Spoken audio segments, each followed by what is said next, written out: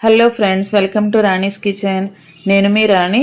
1 cup గోధుమ పిండితో అప్పటికప్పుడే చాలా టేస్టీగా క్రిస్పీ అయిన స్నాక్స్ రెసిపీ చేసి చూద్దాం. 10 నిమిషాల్లో కంప్లీట్ చేసేసుకునే రెసిపీ అండి. అన్నీ కూడా మన ఇంట్లో ఉన్న ఇంగ్రీడియంట్సే. చాలా సింపుల్ ప్రాసెస్తో ఇవి కుక్ చేసి పిల్లలకి సర్వ్ చేయొచ్చండి. ఇంకా ప్రాసెస్ స్టార్ట్ చేద్దాం.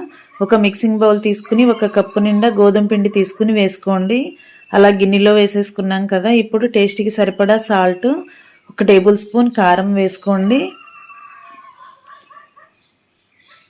1/2 టీ స్పూన్ వాము, 1/2 టీ స్పూన్ జీలకర్ర వేసుకోండి. 1/2 టీ స్పూన్ మిరియాల పొడి, 1/2 టీ స్పూన్ బేకింగ్ సోడా కూడా వేసుకోండి. 2-3 టేబుల్ స్పూన్లు నెయ్యి వేసుకోండి.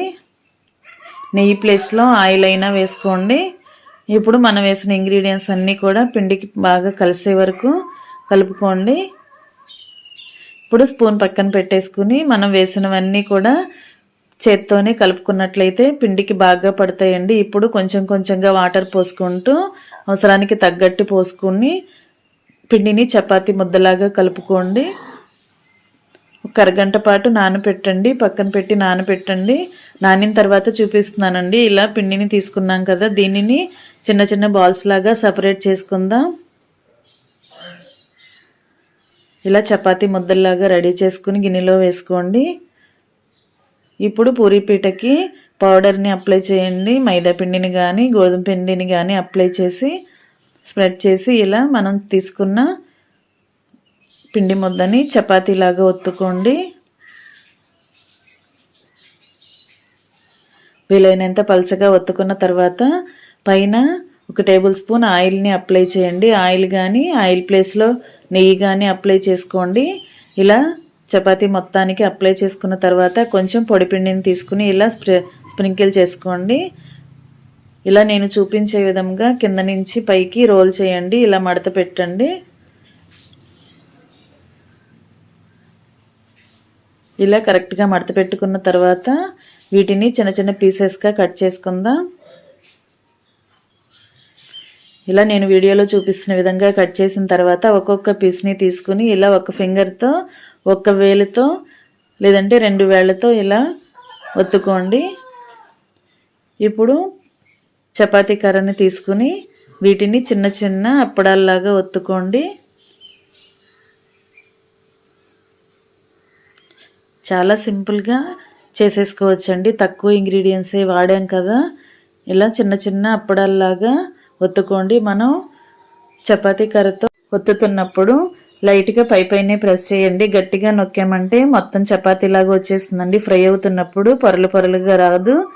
మనం లైట్గా ప్రెస్ చేసినట్లయితే లోపలంతా కూడా పొరలుగా వచ్చి డీప్ ఫ్రై చేసినప్పుడు చాలా క్రిస్పీగా ఫ్రై అవుతుంది. తింటున్నప్పుడు చాలా టేస్టీగా ఉంటుంది. ఇదే విధంగా మిగిలిన పిండి ముద్దలన్నీ కూడా ఇలా చేసుకుని చిన్న అప్పడాల్లాగా రెడీ చేసి పెట్టుకోండి. ఫ్రెండ్స్, నా ఛానల్ని వాచ్ చేస్తున్నవారు సబ్స్క్రైబ్ చేసుకుని పక్కనే ఉన్న బెల్ బటన్ని క్లిక్ చేయండి. నేను పెట్టబోయే రెసిపీస్ అన్నీ మీ ఫోన్కి నోటిఫికేషన్కి వస్తాయండి. ఓపెన్ చేసి చూడండి. రెసిపీస్ కానీ ప్రాసెస్ కానీ మీకు నచ్చినట్లయితే మీరు కూడా కుక్ చేసి పిల్లలకి సర్వ్ చేయండి.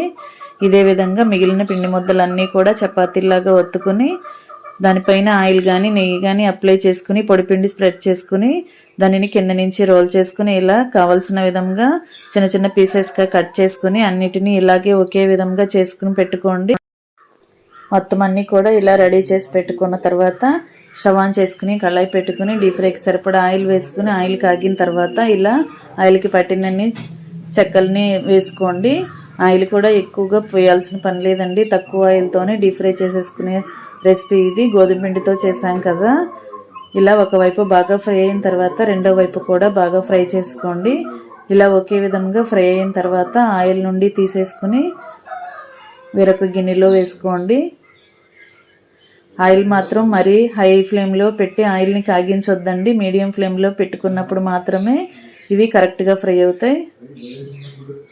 ఇలా 2 వైపులా ఫ్రై అయిన తర్వాత అన్నీ కూడా తీసేసుకోండి. గరిటెతో తీసుకుని ఆయిల్ అంతా కిందకు వచ్చేసిన తర్వాత వేరొక ప్లేట్లో వేసుకోండి.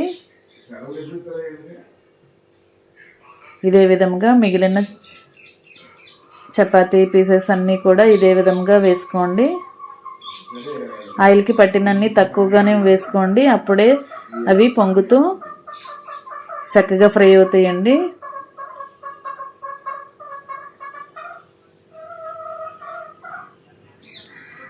ఇంకా రెడీ అయిపోయాయి ఎంతో టేస్టీగా ఉండే గోధుమ పిండి స్నాక్స్ అండి. టీ టైంలో అప్పటికప్పుడే చేసి పిల్లలకి ఫ్యామిలీకి సర్వ్ చేయొచ్చు. గోధుమ పిండి వాడాం కదా, హెల్త్కి కూడా చాలా మంచిదేనండి. ఎన్ని అప్పుడాలైనా కూడా తినేయచ్చు. మరొక రెసిపీతో మళ్ళీ కలుద్దాం. Thanks for watching. నేను మీ రాణి.